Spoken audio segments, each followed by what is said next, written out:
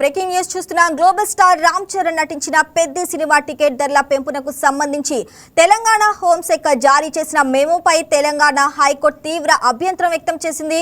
Court ఉత్తర్వులను ధిక్కరిస్తూ ఈ నెల 2న హోంశాఖ మెమో జారీ చేసిందని దాఖలైన పిటిషన్ను ఉన్నత న్యాయస్థానం విచారించింది.